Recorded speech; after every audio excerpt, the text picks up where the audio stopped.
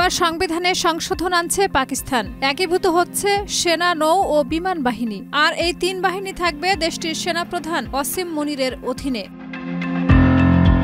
পাকিস্তান সরকার ২৭তম সংবিধান সংশোধনের মাধ্যমে সেনাবাহিনী ও সামরিক নেতৃত্বের কাঠামোতে বড় পরিবর্তন আনছে। সংশোধনের মাধ্যমে চিফ অফ ডিফেন্স ফোর্সেস নামে নতুন পদ তৈরি করা হচ্ছে, যা সেনাপ্রধান ওয়াসিম মুনিরের অধীনে থাকবে। এর ফলে তিনি দেশের সেনাবাহিনীর একক ও সর্বোচ্চ কমান্ডার হবেন এবং সেনা, নৌ ও বিমান বাহিনী একীভূতভাবে তার নিয়ন্ত্রণে আসবে।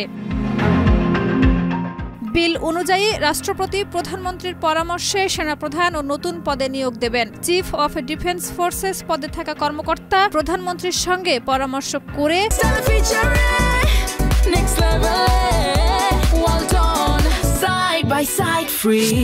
ন্যাশনাল স্ট্র্যাটেজিক কমান্ডের প্রধান নিয়োগ করবেন। Field marshal, marshal of air force ও অ্যাডমিরাল পদে উন্নতির ক্ষমতা সরকারের হাতে থাকবে এবং একবার উন্নীত হলে তা জীবনভর বহাল থাকবে। গত মে মাসে ভারত পাকিস্তান সীমান্ত সংঘাতের পর মুনিরকে ফিল্ড মার্শাল পদে উন্নীত করা হয়েছিল, যা ইতিহাসে দ্বিতীয়বারের ঘটনা। ২৭তম সংবিধান সংশোধনী অনুসারে চলতি chairman joint chiefs of staff committee পদ ২৭ নভেম্বর ২০২৫ থেকে বিলুপ্ত হবে। এর স্থলে নতুন পদে তিন বাহিনী একীভূত নিয়ন্ত্রণে আসবে। আইনমন্ত্রী আজম নাজির তারার জানান, বিলটিতে ৪৯টি ধারা রয়েছে এবং প্রধান ও সহায়ক ক্ষেত্র সংশোধনের আওতায় আসছে। বিলটি সিনেটের আইন ও বিচার কমিটিতে পাঠানো হয়েছে। প্রধানমন্ত্রী শেহবাজ শরীফ মন্ত্রিসভায় খসড়া অনুমোদন করেছেন।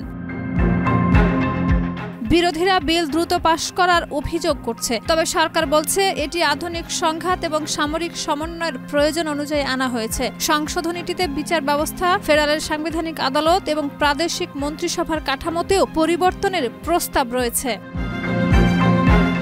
শাহিদা রুবি, মাই টিভি।